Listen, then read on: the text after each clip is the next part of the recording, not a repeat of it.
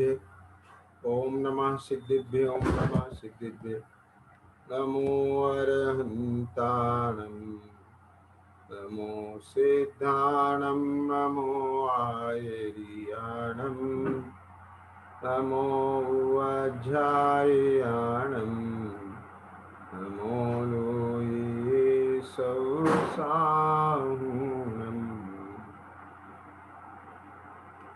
तीन भुवन में सार वीतिराग विज्ञानता शिव स्वरूप शिवकार नमः त्रियोग समारिके।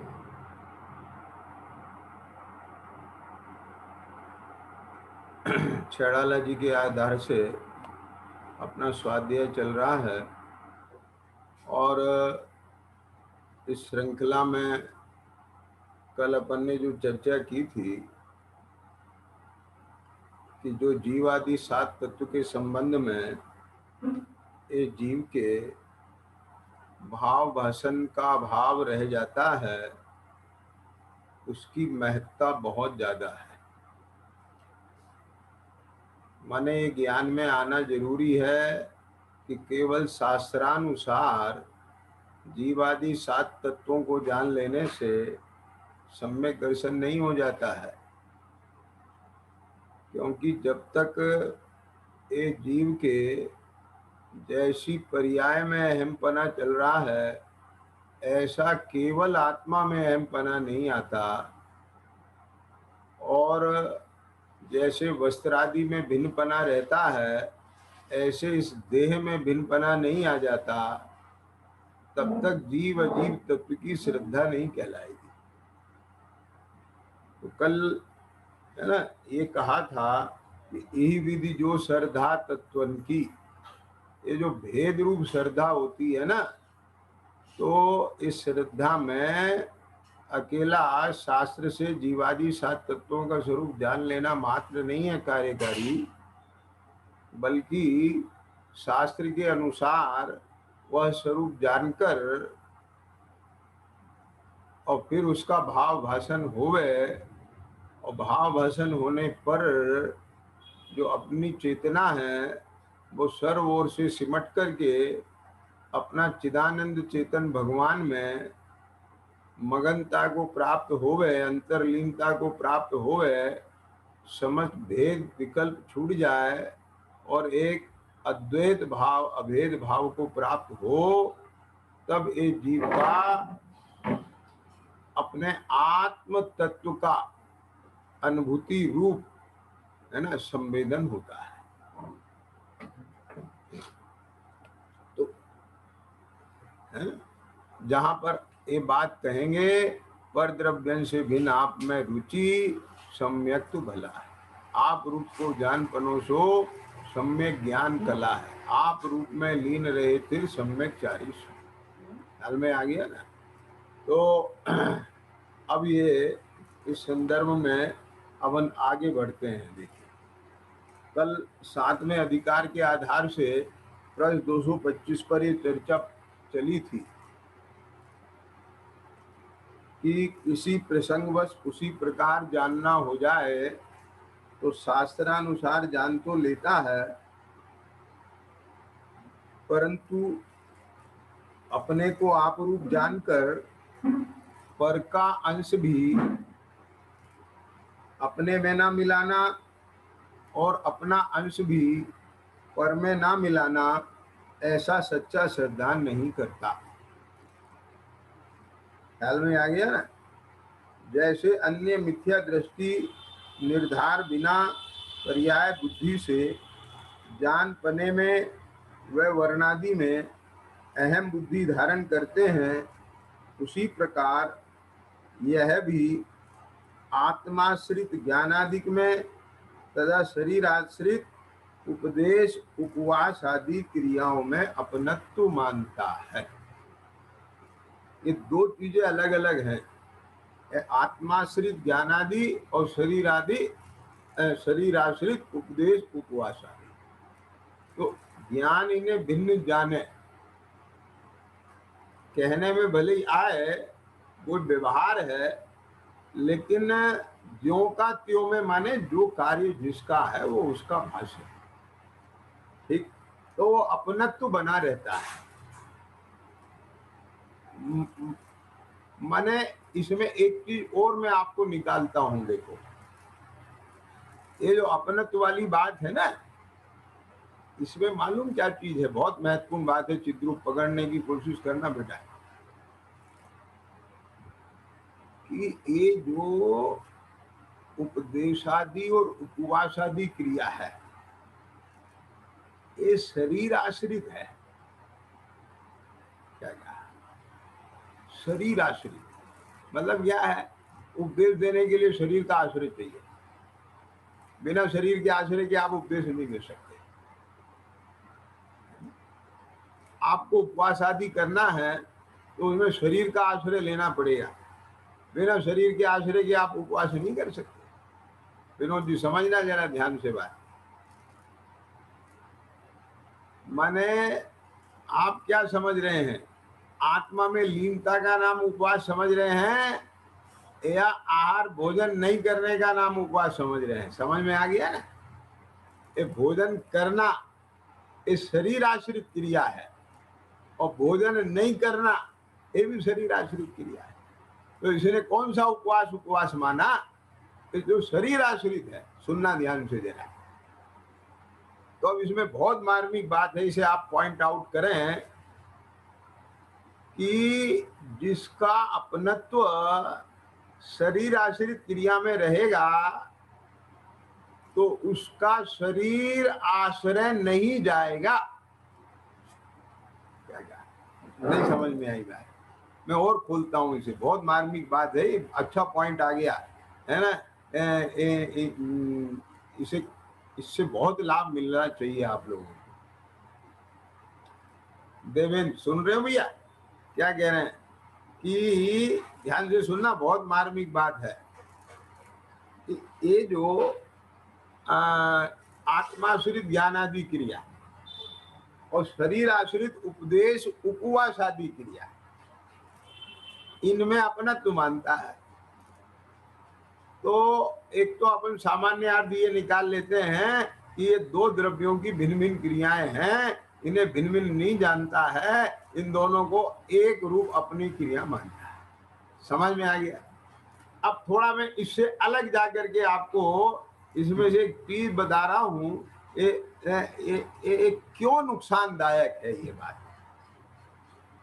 क्या क्या? देखो, जहां भी जीव का अपनत्व होता है ना, ये उसे छोड़ना नहीं चाहता है। ये विज्ञान आप पकड़िए जरा। क्या क्या? फिर से बोल रहा हूं, जहां अपनत्व होता है उसे छोड़ना नहीं चाहता, वहां इसके प्राण बचते हैं। अपनत्व का मतलब क्या है? अपनात्व। समझ में आया ना? एक बात, दूसरी बात सुनना ध्यान से, कि ये जो शरीर आश्रित उपदेश है, इसमें अपनत्व मानना माने मेरा कार्य है। उपवास करना ये मेरा कार्य है, मेरा स्वरूप है। एक दूसरा पॉइंट आ गया। अब तीसरा पॉइंट सुनना। क्या कह रहा हूं? जैसे ये ज्ञानादि आत्माश्रित, ये तो स्वभाव से है ही, इसमें अपना तो है ही, मैं जानता हूं, है ना? ऐसा नहीं है कि एक ज्ञानादि में इसका अपनत्व नहीं है। मतलब ये सोचता है, मानता है कि ज्ञान कहीं और हो रहा है, ऐसा नहीं।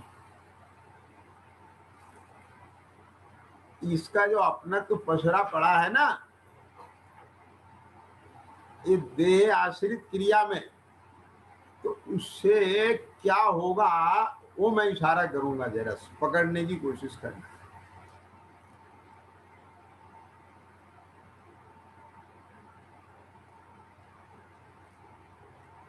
एक तो इसका अहमपना उपदेश आदि क्रिया में और उपवास आदि में सब ले लेना, व्रत उपवास शरीर के आश्रय से जो भी होता है, यानी बाह्य में कुछ भी करने में जहां शरीर की मदद चाहिए, शरीर के आश्रय से जो क्रिया होवे, जैसे स्वाध्याय करने के लिए आपको बैठना पड़ेगा कि नहीं बैठना पड़ेगा, शास्त्र पढ़ेंगे आप तो आंखें चाहिए कि नहीं चाहिए आपको, समझ में आ रहा है?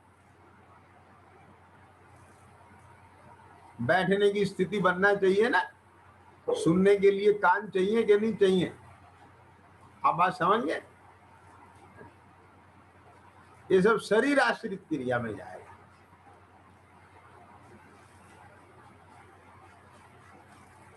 भगवान के मंदिर में दर्शन करने के जाने के लिए आपको पैर सही चाहिए ना, क्यों?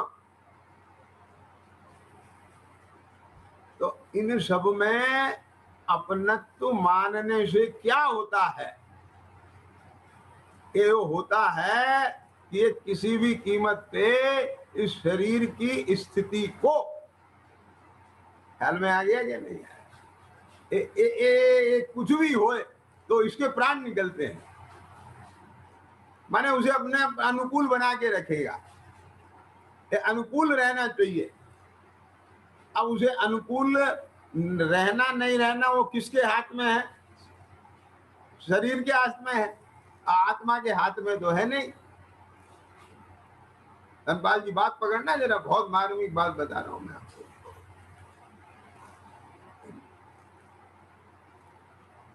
तो इसे क्या लगता है कि अब मेरा धर्म कैसे होगा?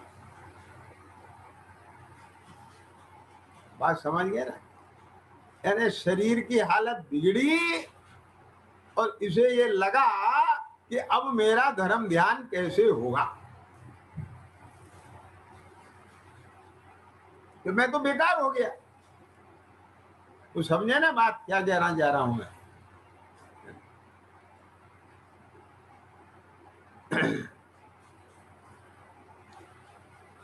चिद्रूप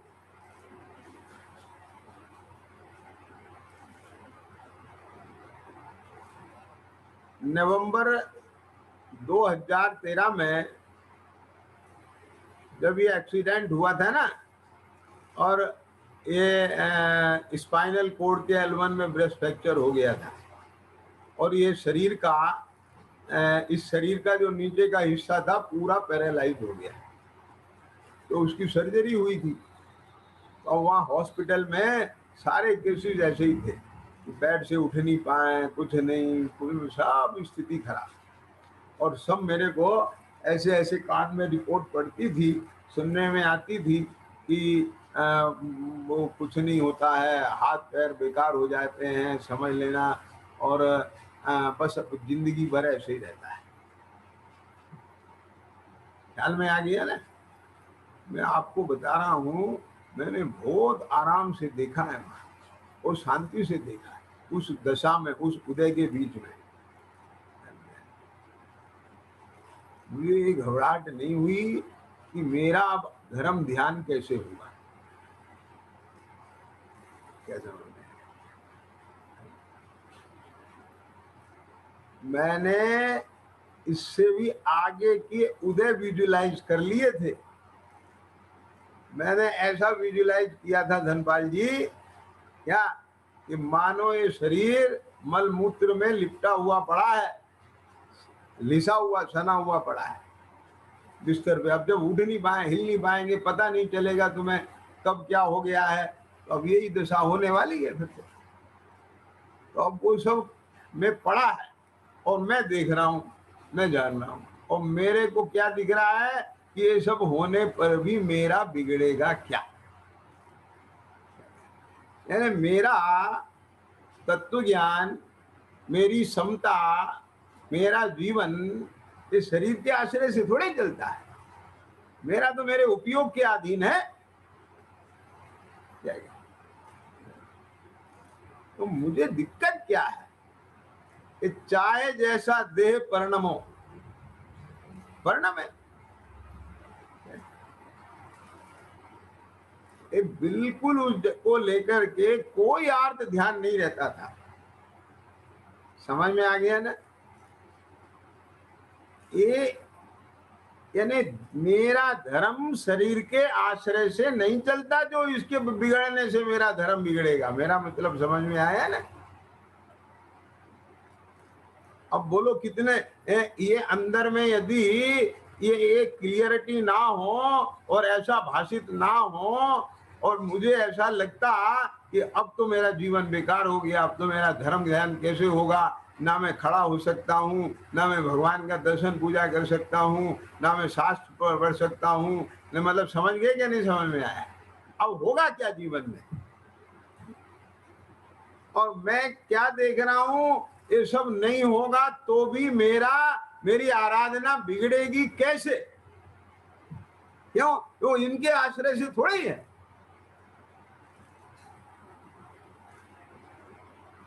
क्या समझ में आई बात? तो पकड़ रहे हो विपिन क्या कहना चाह रहा हूं मैं?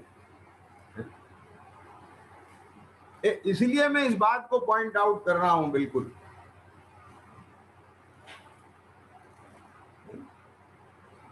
क्या कहा, ये चीज बहुत महत्वपूर्ण है।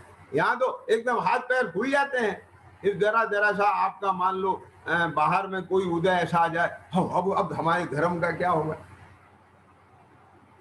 तो इसका मतलब ये है कि जीव को अपना धर्म ध्यान कितना पराश्रित बना रखा है।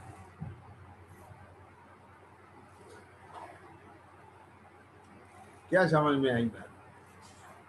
सिद्धू पकड़ में आया बेटा?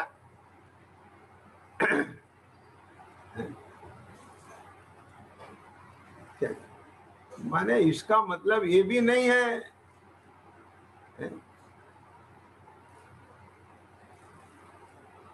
क्या समझे? हॉस्पिटल से जब घर आने का नंबर आया तो घर बाद में गाड़ी पहुंची थी। सबसे पहले ग्रीन पार्क में जिनाल लेके देव दर्शन करने गया हूं मैं। क्या समझ में?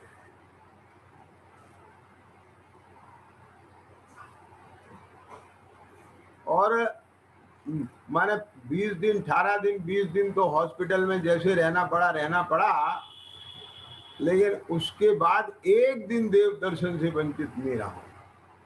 चाहे मेरे इन साधर्मियों ने बहुत सहयोग किया है, मैं उसे कभी नहीं भूल सकता। एवं मेरे को 4-4 लोग ले जाते थे देव दर्शन के लिए। मतलब जब मैं कर सकता हूं तो करना है। क्या समझ में आया? उसमें प्रमाद नहीं।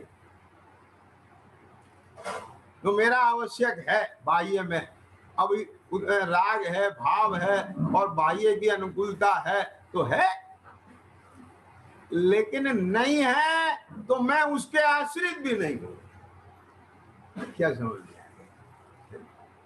और इसकी जरूरत नहीं है ऐसा समझ करके, और वो इतनी वीतरागता थोड़ी आ गई अभी अपने को कि अपने को देव दर्शन की भी जरूरत नहीं रही, अपने को कोई सांस पढ़ने की भी आवश्यकता नहीं रही। क्यों? बात समझ में आना चाह रहा है ना मैं क्या कहना चाह रहा हूं?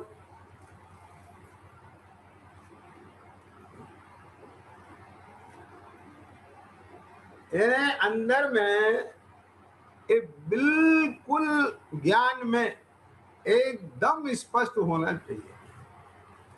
एक कार्य शरीर का, एक कार्य राग का, ये कार्य मेरे स्वरूप का है, ये मेरे आश्रित है और मेरे आश्रय से ही धर्म होता है। जहां पर का आश्रय होता है वहां धर्म नहीं होता। क्या समझ में आया? जहां इंद्रियों के आश्रय से पर का लक्ष्य है वहां शुभोपयोग हो सकता है, शुद्धोपयोग नहीं होता है। कुछ आई बात समझ में?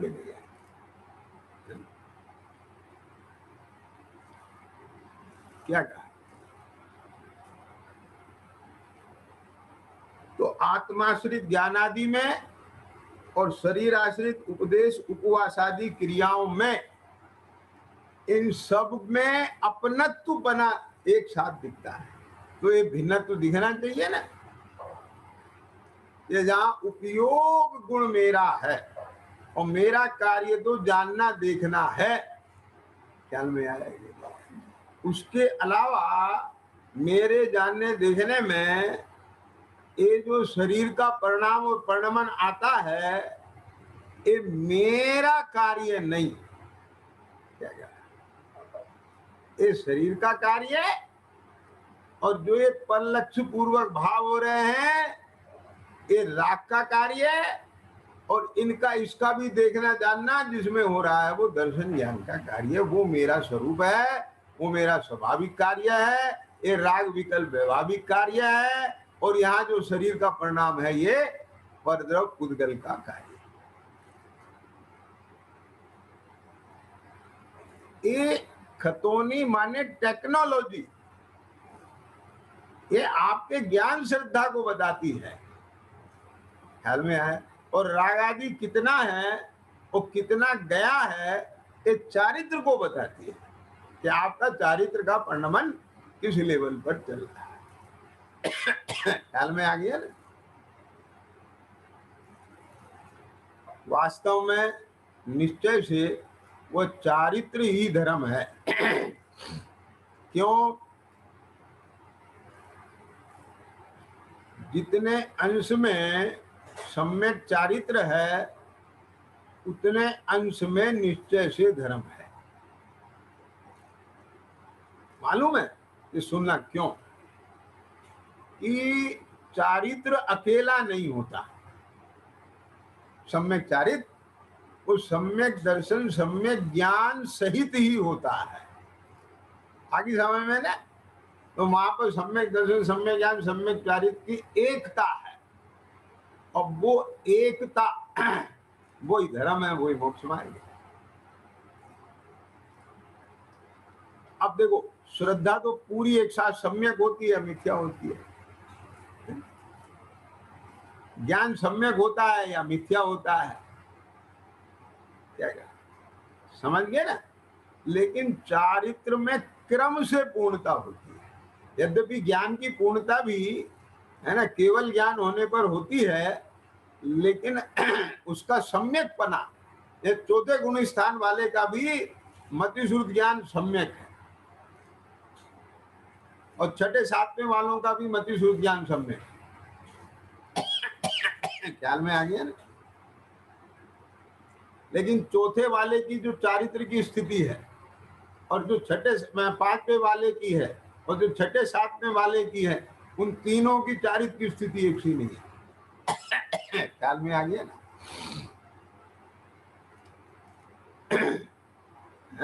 तो उसमें भेद है, अंतर है। ये सारी चीजें अपने ज्ञान में बराबर ज्यों का त्यों होना चाहिए।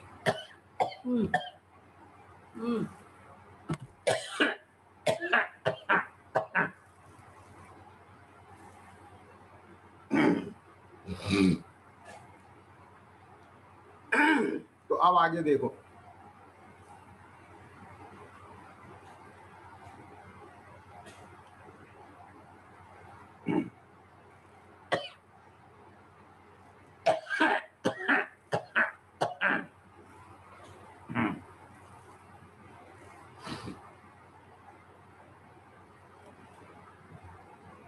तो अब इसमें से क्या बात पॉइंट आउट होके निकली कि उपवास आदि उपदेश आदि ये आत्मा की क्रिया नहीं है, ये शरीर आश्रित क्रिया है।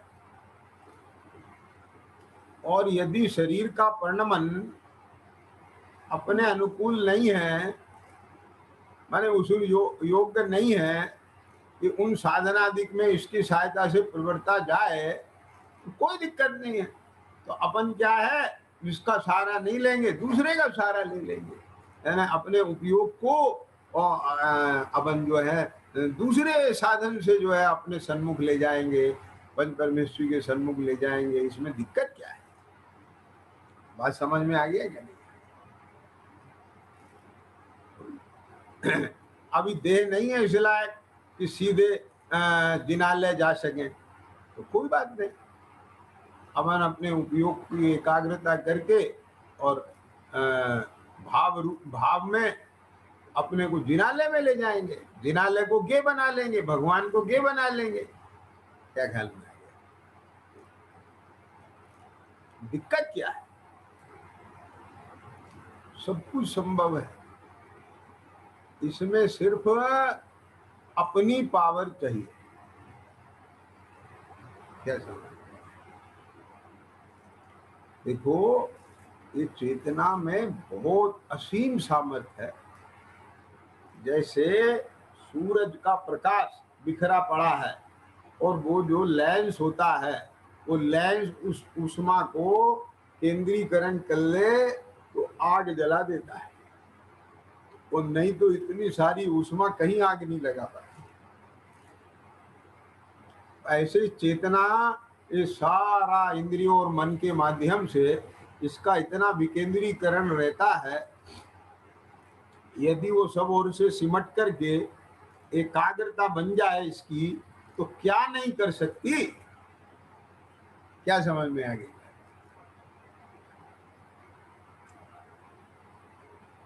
प्रकरण ये नहीं है, लेकिन उपयोगी समझ करके मैं यहाँ ये बात आप लोगों के लाभ के लिए कह देना चाहता हूँ, क्योंकि कभी भी काम आ सकती है ये बात।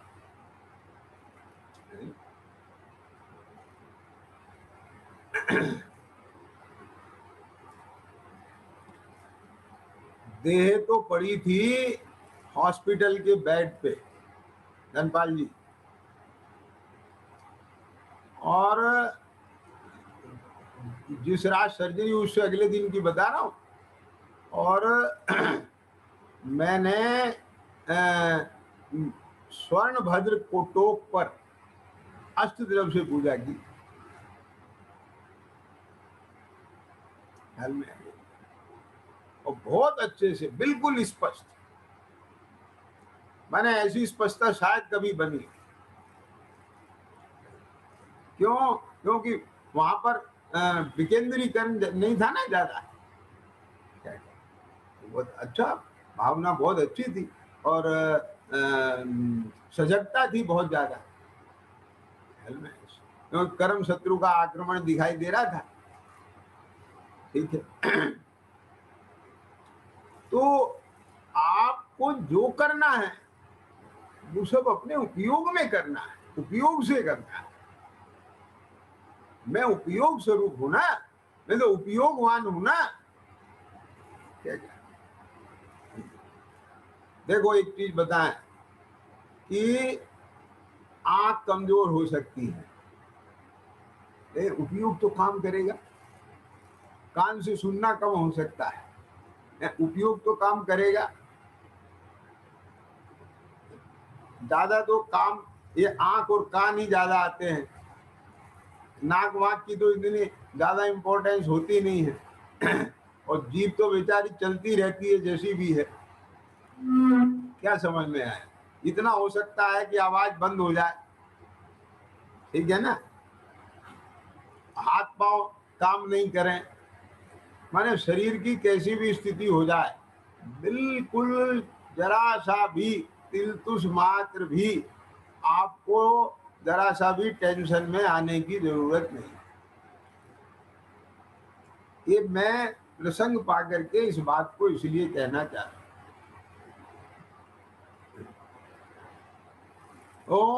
क्योंकि बिल्कुल ऐसा लगता, आप अगर सजग हैं तो आपको शरीर की कतई जरूरत नहीं पड़ेगी। आप अपना काम, अपना पूरा अपना उपयोग अपने से कर सकते हैं। क्या नहीं कर सकते? अरे, मैं तो इससे आगे की कह रहा हूँ। ये भी स्थिति हो सकती है कि जो आपका दिमाग है ना, एक काम करना कम कर दे, याद रहना बंद हो जाए, कोई दिक्कत नहीं। उस समय भी बस आप अपने को चैतन्य रूप अनुभव करते रहे, कुछ याद रहे या नहीं रहे, बस मैं देह नहीं, है ना, ये विकल्प नहीं है। अपने उपयोग को देह में आकर के और देह की स्थिति को अपनी स्थिति समझ करके आप उसका संवेदन करें तो मतलब क्या रह गया? और आप कहें मैं देह नहीं। ये जो अपना ज्ञान दर्शन रूप परिणमन है सामान्य, बस इसमें बैठ जाओ और आपको आगे पीछे कुछ देखने की जरूरत ही नहीं है। कुछ क्या याद रखना है? अरे याद तो भूत का रखना होता है और विकल्प भविष्य के होते हैं।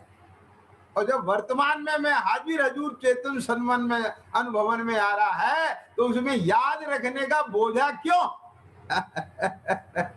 ख्याल में आ गया क्या? नहीं आया है?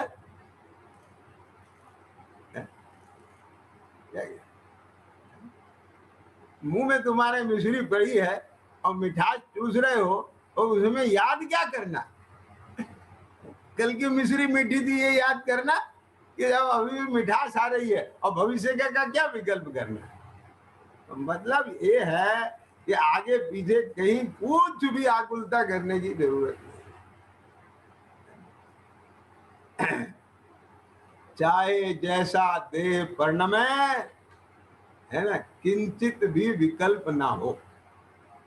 आगे समझ में बात? चलिए खैर अब आगे चलते हैं।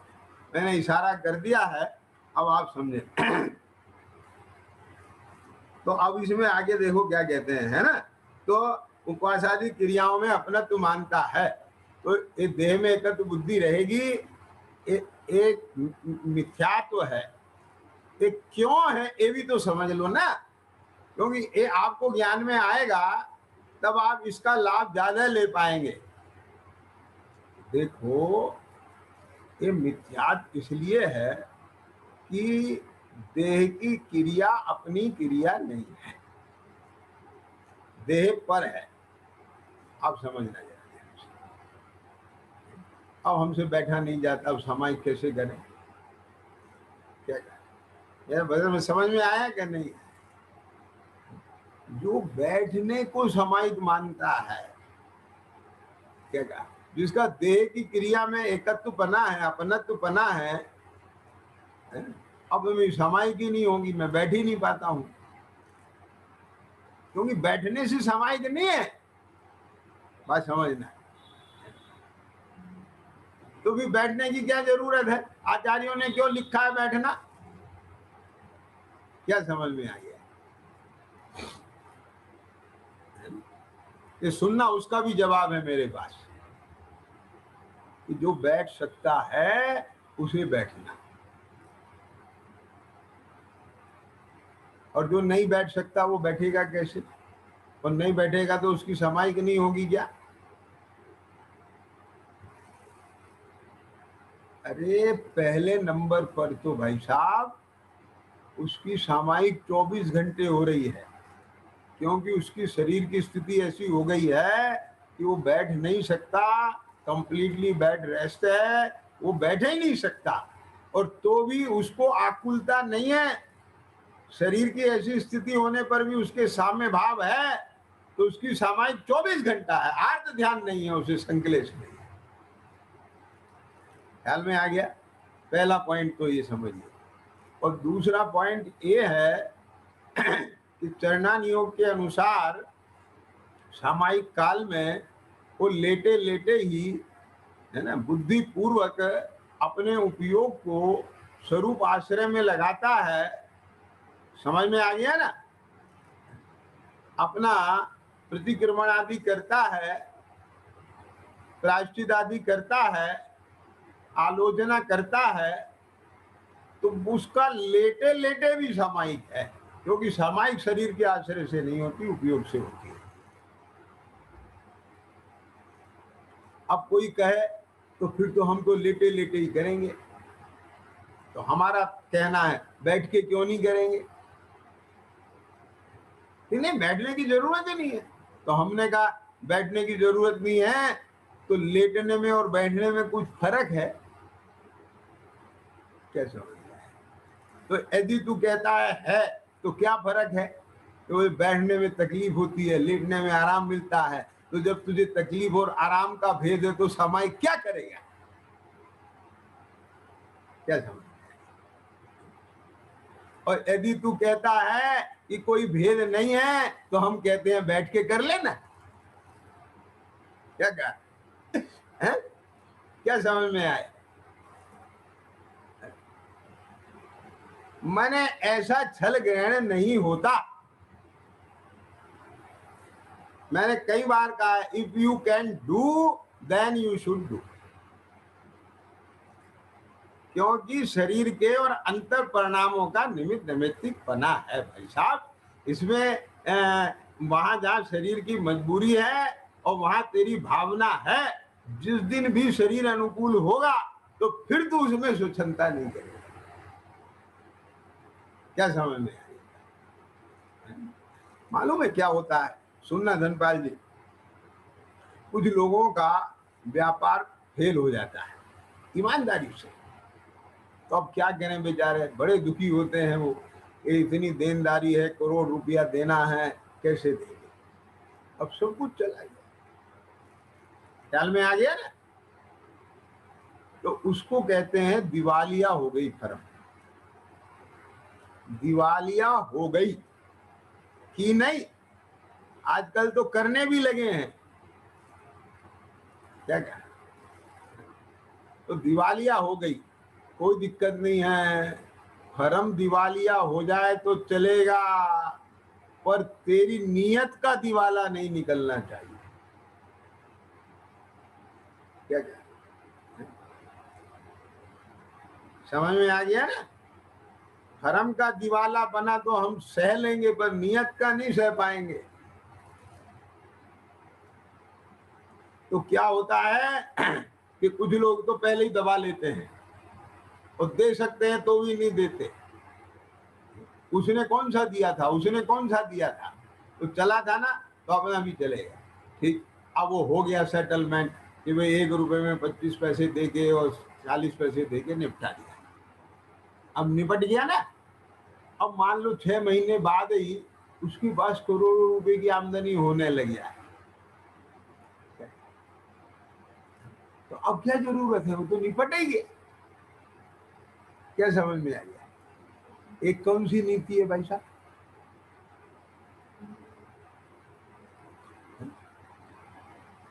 क्या क्या? अरे उस समय तेरे पास देने के लिए ही नहीं था, इसलिए वो निपटाया था।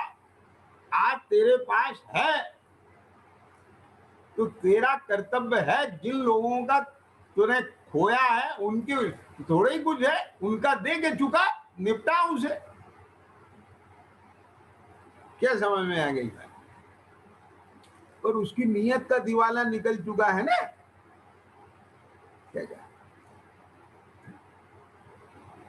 तो ऐसे ही जिस व्यक्ति को छल ग्रहण करना है, उसे तो कोई बात पकड़ के अपना प्रमाद कुछ करना है, अपने राग का पोषण करना है, कुछ भी करना है, वो कर सकता है तो भी नहीं करना है। मेरा मतलब समझ गए ना?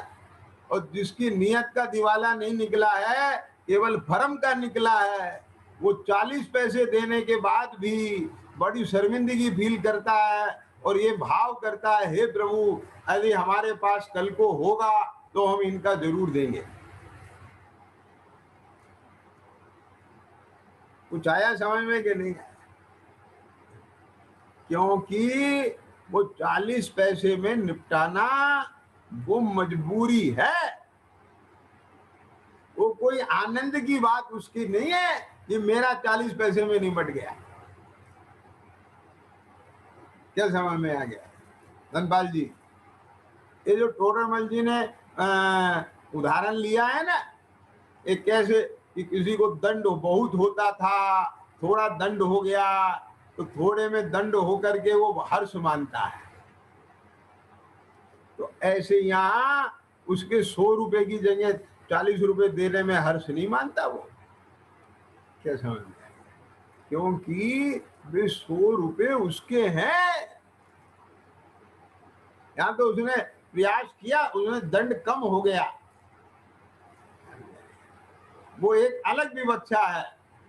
तो सच बात तो ये है कि जो सज्जन व्यक्ति होता है वो ये कहता है, नहीं, मेरा काम यदि ऐसा गलत हुआ है और मैं इतने दंड के योग्य हूं, तो मैं ये नहीं चाहूंगा कि इससे कम दंड हो, इतना ही दंड मुझे मिलना चाहिए। क्यों? मैंने गलती की है, उतनी सजा मुझे मिलना चाहिए। उसके चित्त में ये नहीं होता कि नहीं मिलना चाहिए। कैसा?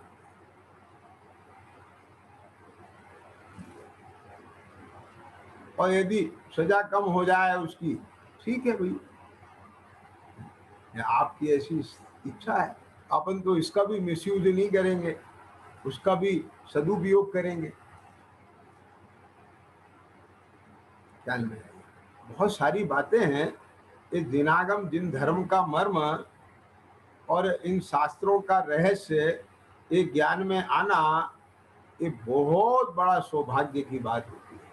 महान महान सौभाग्य है कि अपना यदि ये शास्त्रों का मर्म और जिन धर्म का रहस्य ज्ञान में आ जाए वस्तु से। तो आगे देखो,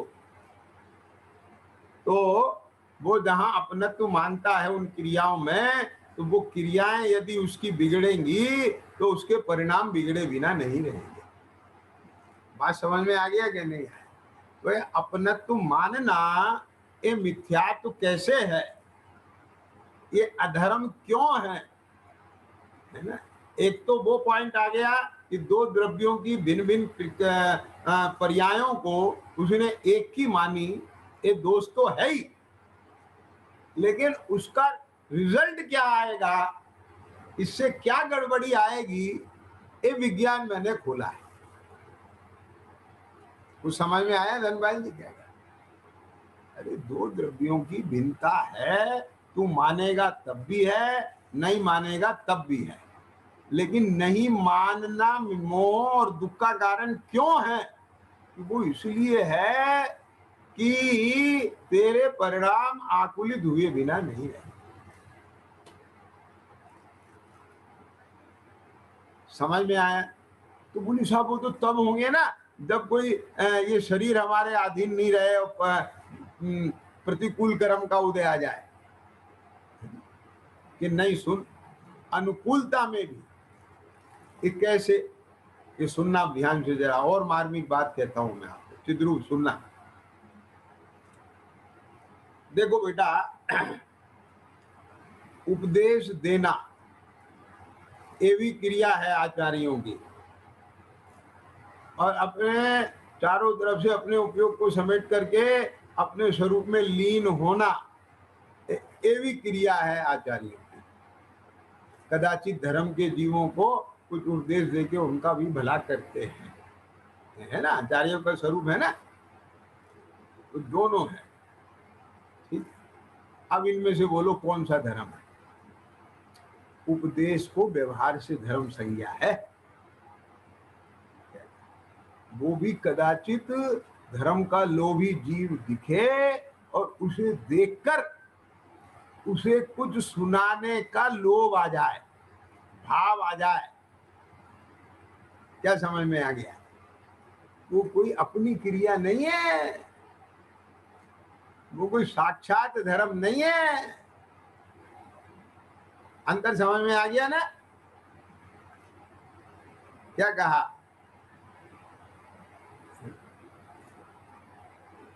मतलब जब शरीर का विपरीत परिणमन हो गए तब तेरे परिणाम ना बिगड़े, केवल यही पॉइंट नहीं है।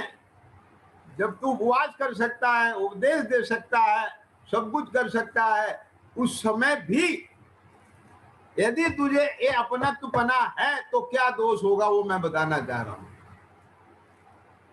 कि तुझे जो आत्माश्रित ज्ञाता दृष्टा रूप अपना ज्ञात्रता रूप क्रिया है, ज्ञप्ति क्रिया है, ये मेरी स्वाभाविक क्रिया है, और ये उपवास आदि ख्याल में आ गया ना, उपदेश आदि, दर्शन पूजन आदि, ये शरीर आश्रित क्रिया है, ये पुण्य भाव है, ये शुभाश्रव है, ये तुझे अंदर में भेद नहीं होगा, उसका भाषण नहीं होगा, और उसमें स्व धर्म और पर धर्म का तुझे भेद ज्ञान नहीं होगा, तो फिर तू उस पराश्रित से स्वाश्रित की तरफ जाने का उद्यम क्यों करेगा?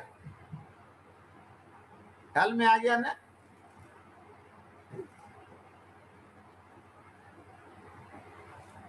यानी एक एक चीज का विज्ञान ज्ञान में होना चाहिए, तभी आप उसका बहुत अच्छे से लाभ उठा सकते हैं। क्या धनपाल जी, पकड़ में आ रही बात?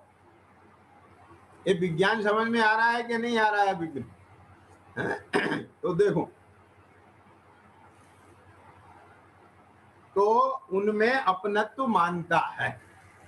तो मैंने एक बहुत अच्छे से खोल दिया। शॉर्ट में विस्तार तो बहुत हो सकता है, फिर भी मैंने काफी समय लेकर के सब बातें की कि शरीर आश्रित क्रियाओं में अपने को अपनत्व नहीं मानना, क्या कहा, और निचली भूमिका में यदि शरीर आश्रित विकल्प नहीं छूट रहे हैं तो फिर पंचेंद्रिय के विषय भोगों का तो विकल्प चले, और देव गुरु धर्म की भक्ति और आत्माराधना से संबंधित शास्त्र स्वाध्याय सुनना सुनाना, ये सब में तू कहे ये तो पराश्रित है, ये ऐसी अनर्गल बातें और स्वच्छंदता भी ये नहीं होती है।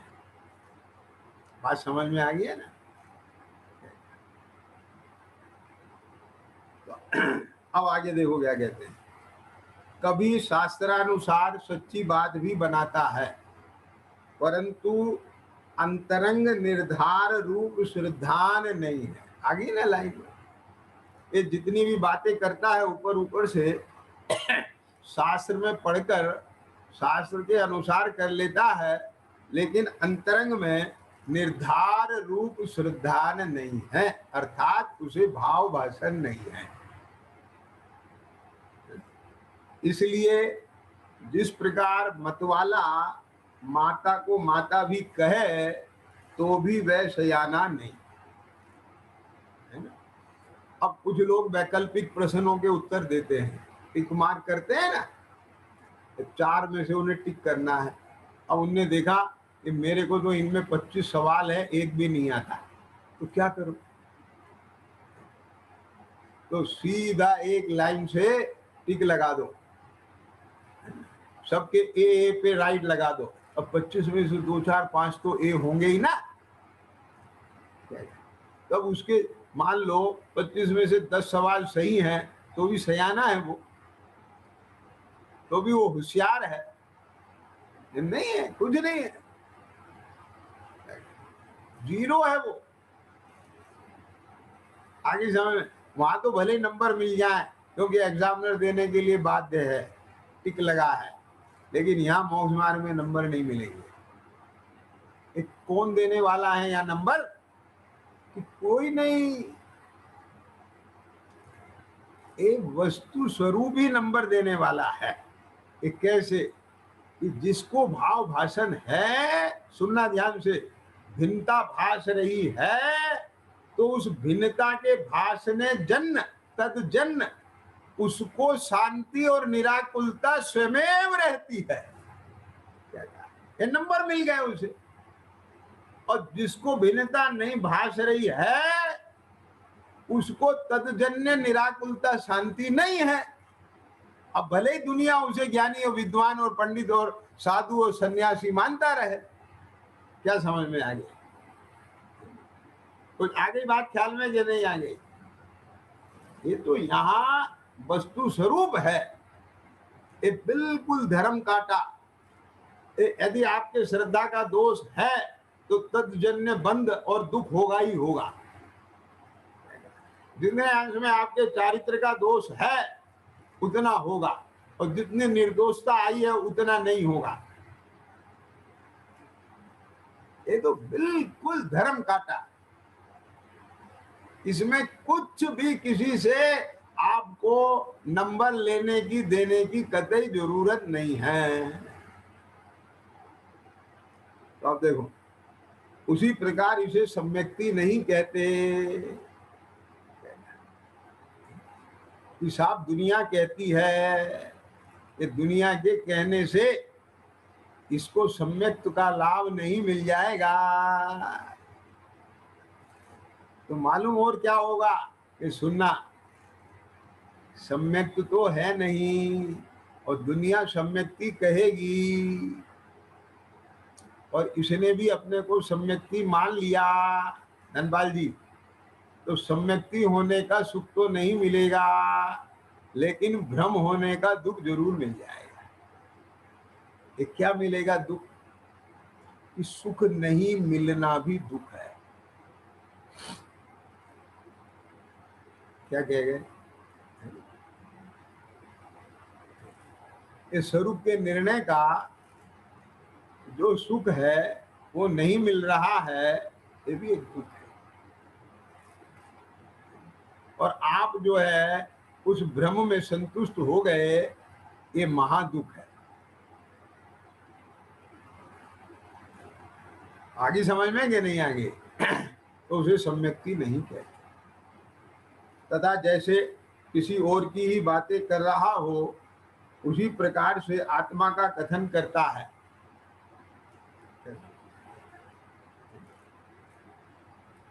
परंतु यह आत्मा मैं हूं ऐसा भाव भाषित नहीं होता। अब दो बातें मैं यहां आपसे करना चाहता हूं।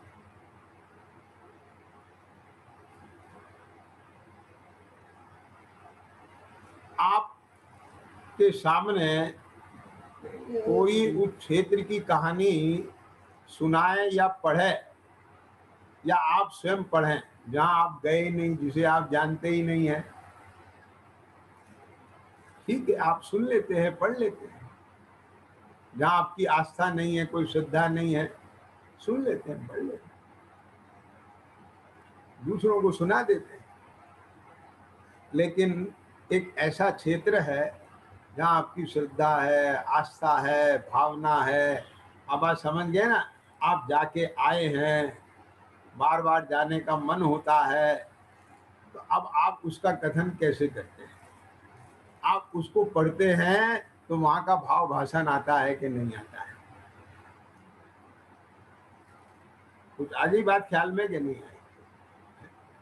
तो ऐसे यहाँ ये जब शास्त्र पढ़ेगा और उसमें सारी चर्चा वस्तु स्वरूप की आएगी और जिसने वस्तु स्वरूप का है ना निर्णयात्मक भाव भाषणात्मक श्रद्धा की है और उसे उसकी प्रतीति है, तो पढ़ते हुए सुनते हुए भी तो उसको भाव भाषण आएगा कि नहीं आएगा?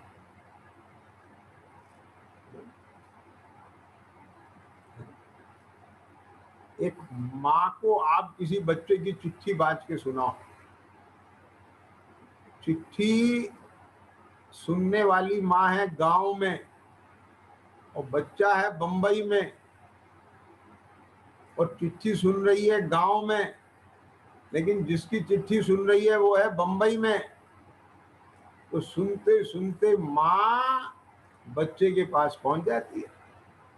क्या धनपाल जी? यदि ना पहुंचे तो माँ कैसी? कुछ आया ख्याल में कि नहीं? ये देखो ना, और किसी और की बातें नहीं सुन रही है, अपने अपने लाल की बात सुन रही है वो।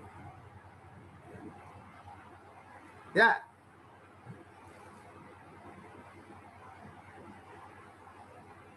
उसे भाव भाषण है?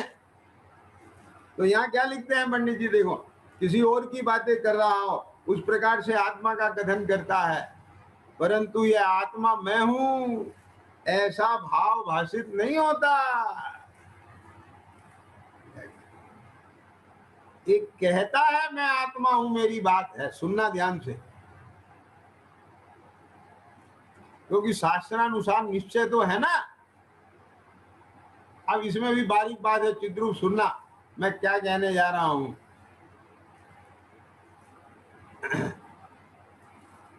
जैसे क्या कहा,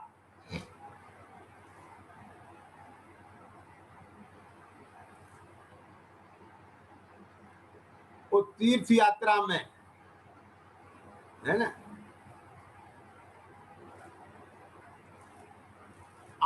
आपके कितने फैमिली मेंबर हैं? कि बोले 5। ये कौन कौन? मैं, मेरी पत्नी और मेरे माता पिता और मेरा बच्चा। मेरा मतलब समझ गए ना, हम 5 लोग हैं। और वहां आजू बाजू में नहीं है, सब दिख रहे हैं। लेकिन जब वो 5 कहता है, मेरे 5 हैं, तो मालूम इसकी चेतना कहां जाके टिकती है? ये 5 हैं, माता पिता एक शब्द। क्या कहा? और जिसकी तरफ वो इशारा कर रहा है, ऐसे प्रौढ़ 2 व्यक्ति, वो माता पिता है ना, एक पत्नी स्त्री महिला और एक बच्चा, तो उसकी तरफ इशारा कर रहा है ये सब। तो अकेले माता पिता पत्नी बच्चा, ये शब्द ही ये नहीं बनते। और जिनको वो पुरुष और महिला कह रहा है, वे ऐसे वो भी गे नहीं बनते। क्या कहा? लेकिन जिन माता पिता के साथ इसका पूरा एक भावात्मक संबंध है, धनपाल जी सुनना, अपन किसी भी बड़े आदमी को कह देते हैं, आप हमारे पिताजी हैं, मैं आपका बच्चा ही हूं, आइए माताजी बैठिए। लेकिन जैसा भावात्मक संबंध अपने माता पिता से होता है, अपनी पत्नी से होता है, अपने बच्चों से होता है, दूसरों से होता है, तो वो जब गे बनेगा तो वो भावात्मक संबंध सहित पूरा उनका व्यक्तित्व और अपना पूरा भाव सहित वो वस्तु गे बनेगी ना। ये बात अलग है कि वो स्थूल रूप से गे बने, वो पूरा उनका वो खुल के उसकी जो मगनता रूप दशा है वो उस समय ना बने। ऐसी बात बात में थोड़ी बन जाएगी वो मगनता की दशा। नहीं समझ में आ रही है बात? तो कभी जब वो भाव उभर के आएगा माँ के लिए, बच्चे के लिए, पत्नी के लिए, तो वो पूरा ऐसा उभर के आएगा कि वो उसमें डूब जाएगा, वो एक अलग बात है। लेकिन जब वो ये कहता है कि मेरे माता पिता पत्नी और बच्चा, तो वो उसमें वो सब अंडरस्टूड गर्वित है कि नहीं है? क्या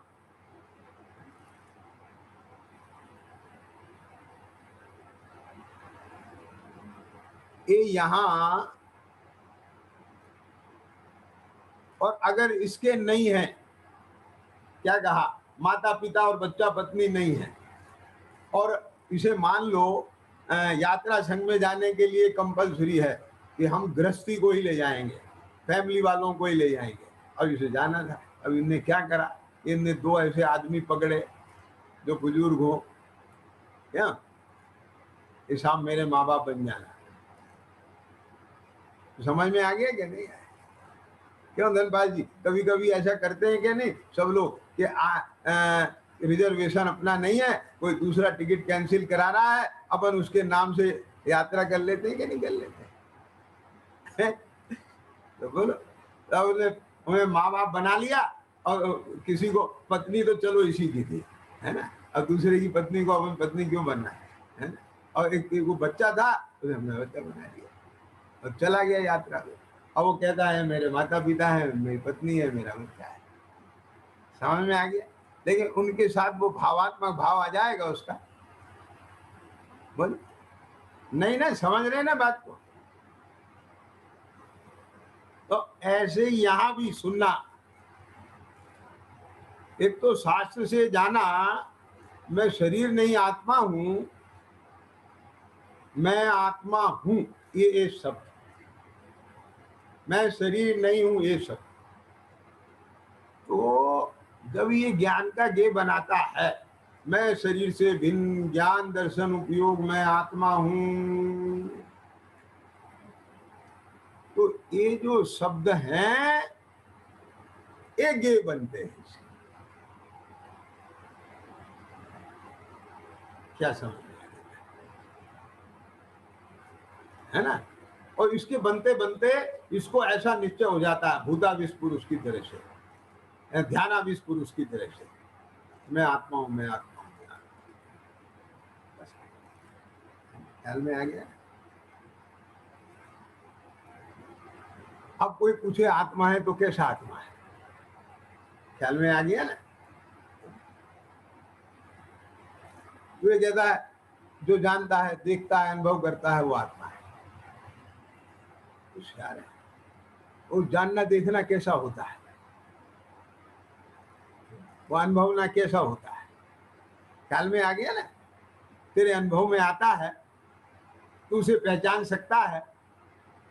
बात समझ में आ रहा है कि नहीं आ रहा है? इन्हें जिस आत्मा की बात कर रहा है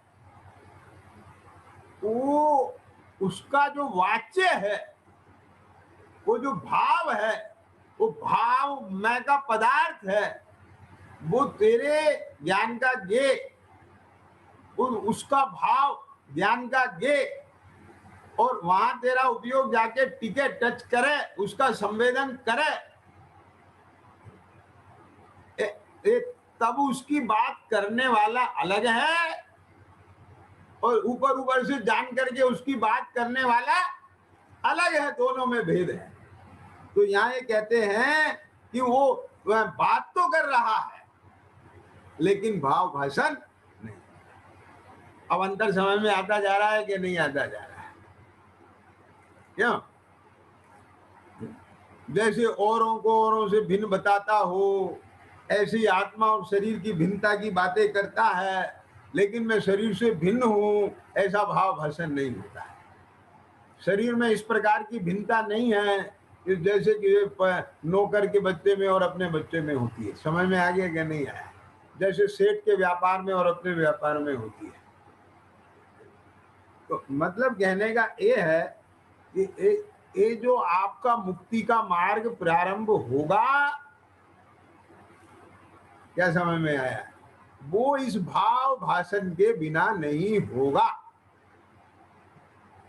इसलिए भले ही शास्त्रानुसार जीवादि 7 तत्वों का जानना हो जाए भैया, तो भी वो उतना महत्वपूर्ण नहीं है। इसलिए ये विधि जो श्रद्धा तत्वन की, किस विधि है ना, कि कहें जिन तिन को ज्यों का त्यों श्रद्धा। तो इसमें चूक भगवान की नहीं है, वस्तु स्वरूप की नहीं है। भगवान ने वस्तु स्वरूप के अनुसार बताया है, आचार्यों ने उसे लिखा है, लेकिन चूक है तो अपनी है कि अपन ने उसे शास्त्रानुसार जान करके उससे रिजल्ट लेना चाहते हैं और वो रिजल्ट आता नहीं तो एक पड़ जाता है। तो मैंने आज थोड़ा सा इस विषय पे प्रकाश डाला और विषय चर्चा चली। सहजानंदी शुद्ध स्वरूप अविनाशी मैं आत्म स्वरूप, सहजानंदी शुद्ध स्वरूप अविनाशी।